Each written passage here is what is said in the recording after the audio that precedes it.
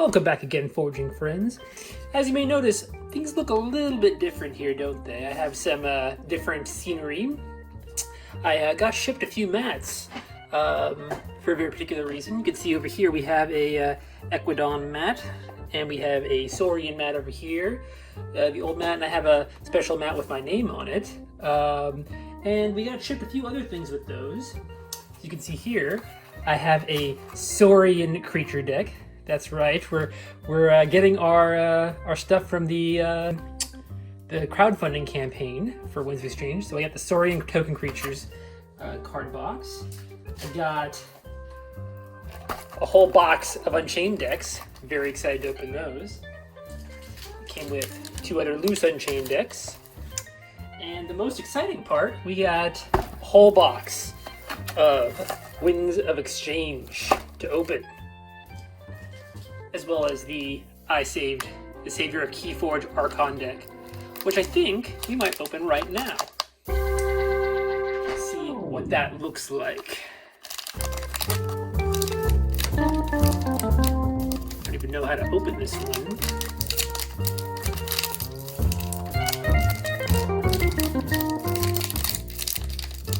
There's got to be an optimal way, but I haven't figured it out yet. Ooh, there we go. Okay, so let's hide the Archon card here and open it up. Let me see the back of it. Again. Ooh, it's got an interesting looking back. Alright, look at that back. It's Sharp Cheeky Spawn of Mag Snap. We got this Senator creature, token creature, which is great because we got that mat right there with Mars, Saurian, and Star Alliance. Let's open this and see what we got. We won't be able to get a SAS for it, obviously, but because it's so new, this set. But we could do a little small analysis on it, at least. See what we got here. Ooh, yeah, these have a pull tab, so you don't have to struggle with the cellophane so much. I do like that. So dropping down the Archon card. Now we got some new names here. So let's look at our token creature. I love the borders on these. We got the Senator. It is a 2-power token creature. Action keys cost +1 during your opponent's next turn. So we want a lot of... I'm sorry, we seem to be having some technical difficulties. So like I was saying, we want a lot of token generators with this guy, with any token deck. So I might add token generators as part of my stats for decks going forward here. All right, going from there, we're starting with Star Alliance. Look at that, I got Navigator Ali. I really like that gold border, it's cool. 3-power creature with play after fight, after reap. Look at the top 3 cards of your deck and put them back in any order. Get some cards that you need. Got Red Alert with a damage pip. Play, it's an action card, play. If there are more enemy creatures than friendly creatures, deal damage to each enemy creature equal to the difference. Very good board control card.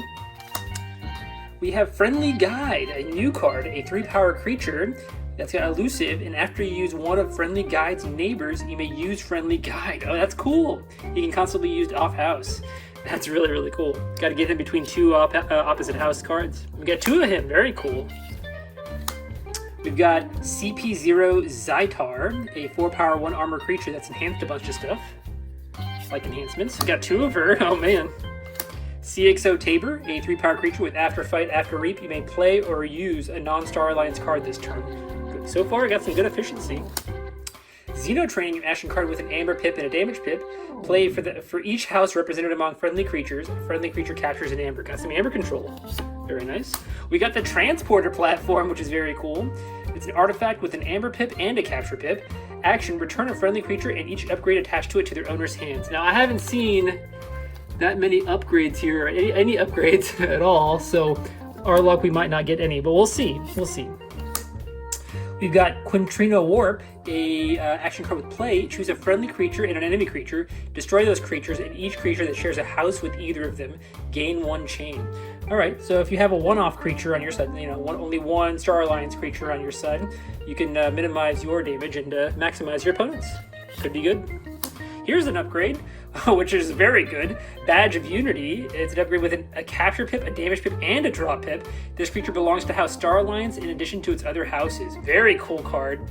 and we can reuse it. Obviously, we'd like to reuse it. We'd like to have more upgrades on Star Alliance cards, so you can kind of make use of this maximum use of that transporter platform. But still, very good upgrade. We've got the Pupgrade, a rare creature. 3 power. A Pupgrade may be played as an upgrade instead of a creature. With the text, this creature gets +3 power and gains destroyed. Put Pupgrade on the right flank of your battle line as a creature ready. Very cool. So we give it something 3 power, and then Pupgrade becomes its own creature after that creature's destroyed. I love it. Very cool card. Going on to Saurians, we start with Charybdis. Charybdis? We'll go with that. 7 power creature, and each enemy creature gains before fight, lose an amber. So really good against fighty decks, as long as you can protect this guy. You know, if they were obviously going to try to fight into him, if they're going to fight at all. But still very cool. Recruit is an action card with play, make a token creature. If you exalted a friendly creature this turn, archive Recruit. So every house, I think, has one of these archive cards. We looked at them before when I opened Winds of Exchange before, but these are very good. You always want to make use of that archiving effect if possible to get the maximum use out of this and make some more token creatures. I don't think we see up very many token generators, or any at all really, in Star Alliance, so we want to see some more. We have Failing Strike, an action card with an Amber Pip and a Capture Pip. Play, choose a creature, deal 1 damage to it for each friendly creature. You may exalt a friendly creature to repeat the preceding effect. So, more damage spreading, like that. Legionary Trainer is a creature with 2 power, and it's got a draw pip on it. And each friendly token creature enters play ready. Play, make a token creature. This is very powerful. Not only does it make a token creature, but it makes them ready. And with our token creature guy being able to increase our opponent's key cost, we really want to, that's going to be kind of the cornerstone of our Amber control, it seems like, in this deck so far. We've got Grammaticus Thrax, a 5 power creature with a draw pip. And it enhanced a bunch of stuff. A lot of enhancements in this deck. Love that. Ooh, another one with a damage pip. Very cool. A third one. Oh my gosh, that's why we have so many enhancements. We've got Crushing Charge, an action card with play. Destroy each creature with power 4 or lower, gain 1 chain. Well, we have a lot of big creatures. I think our Star Alliance guys may be hurt by this, but, could potentially be a good comeback move. We've got Chancellor Dexterous, a 3 power creature with after reap, you may exalt him, or you may exalt his right neighbor. If you do, that creature belongs to House Saurian for the remainder of this turn. Wow, we have a lot of ways of using cards off house, which I love. I love that. Oh, an upgrade. We have Hoplites Dory. Got an Amber Pip when you play it, and this creature gets +2 power for each exhausted creature to its left. Ooh, so you want to put your big fighters on the right side of your battle line, and each exhausted creature. Yeah. So you're gonna put your powerful creatures on the right side, and all your Reapers and action users on your left side here, and be able to get good use out of that. We've got Scylla, a 7 power creature with each enemy creature gains after reap, deal 4 damage to this creature, and it's got a damage pip when you play it too. So really stop those big reaping boards. Love that. The rare artifact Election. It's got an Amber Pip and 2 Capture Pips when you play it. And it's got the law. It's a law, apparently. Each creature gains after reap, put a yay or nay counter on Election. If Election has 6 yay counters on it, destroy it and destroy each creature. If Election has 6 nay counters on it, destroy each artifact. Oh, okay. So, whenever either you or your opponent creature reaps, you can choose whether or not you want to put a yay or nay counter on it. And it doesn't... this gets destroyed, right? Destroy... Okay. So you can destroy the board, or you can destroy all the artifacts. So that's cool. You get that kind of option. You can go back and forth between them, depending on what you think you need. Okay, we're in Mars now, and look at this guy. Xanthix Harvester, back again. A 3 power creature, and he may not be used while he has a non-Mars neighbor, but he reaps for 2 amber, which is very cool. Got Tixel Beambuckler's back with a draw pip, a 4 power 1 armor creature. Play, deal 2 damage to a creature and move it to either flank of its controller's battle line. We don't see too much battle line control or battle line manipulation recently. Haven't seen much, so this could be really cool. Scoop Up is an action card with an Amber Pip. Play, put a friendly non-Mars creature and an enemy non-Mars creature into your archives. If that enemy creature would leave your archives, return it to its owner's hand instead. Got this kind of abduction mechanic back from Mars. Love to see that. We have the Mark II Generator, a great artifact, I remember. It enters play ready, and it just makes a token creature. Love that simplicity. Great card. Ironix Rebel is a 2 power creature with a Capture Pip. It's got deploy and play ready of each of Ironix's one more time. Ready each of Iron X Rebels and Mars neighbors. So you want to put it, you want to use a couple guys and throw them in between, use them again. Very cool. Got another upgrade here, Iron X Propaganda. Amber, when you play it, and this creature gains after fight, after reap, make a token creature. Want to put this on a big Mars creature, or just something big that'll survive for a while, and just constantly use it to make token creatures. Got Glylix Weaponsmith, a 4-power, 1-armor creature that's just enhanced a bunch of stuff. There's so many enhancements in here. We've got Clone Home, an action card with play. Make a token creature. If there are more friendly creatures than enemy creatures, archive Clone Home. So we have 2 of these kind of cyclical token generators, which is great. Constantly being able to make tokens is great. We've got Memrox the Red, a 5-power creature with a damage pip and a draw pip.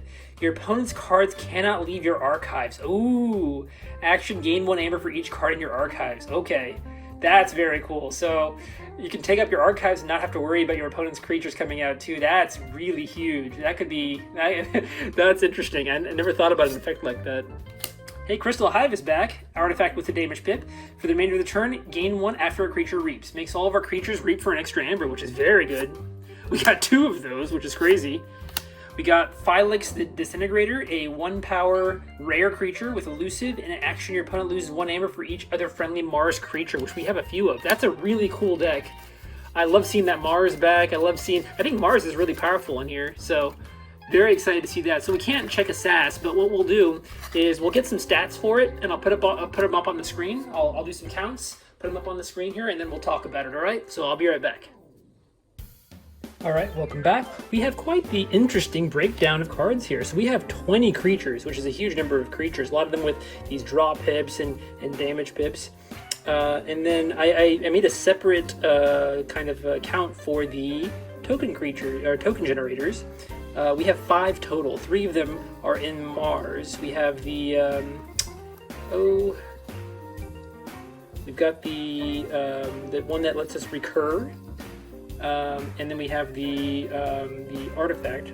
Yeah, so we have, there it is, the MK Mark II generator, the Clone Home, and then we have that upgrade that lets us go ahead and make a token creature after they fight and after reap. So majority of our token generations in Mars for a Saurian creature, which may not seem good, but we want to really generate as much as possible. We have that one Saurian card that lets us recur itself. So having a lot of these guys out, these guys seem like they're going to be our major amber control, because our amber control itself is 3.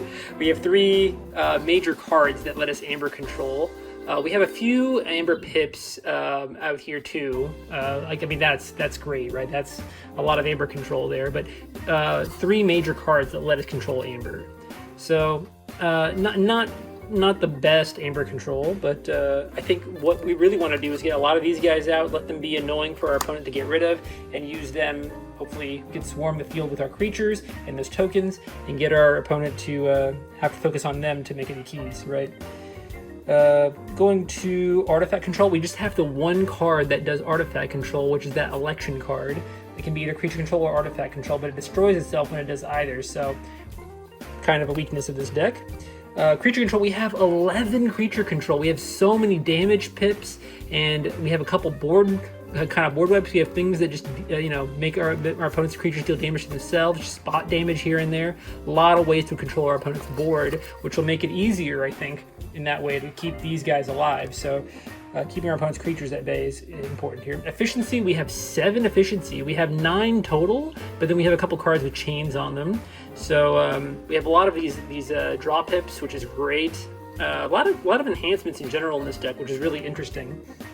And then no recursion, nothing that really recurs cards, and nothing that really disrupts our opponent's hand there. So interesting deck. I think the major game plan, like I say, is just going to get creatures out, using them to kind of control our opponent's board.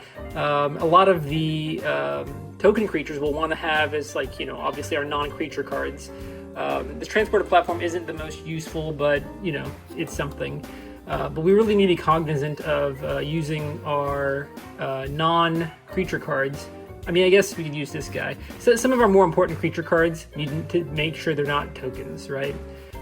So using this guy right here to kind of manipulate the top of our deck. And then, I mean, the unfortunate thing is we don't have a token generator really in Star Alliance. So we can use, you know, friendly guide. No, we can't really even use friendly guide to do anything.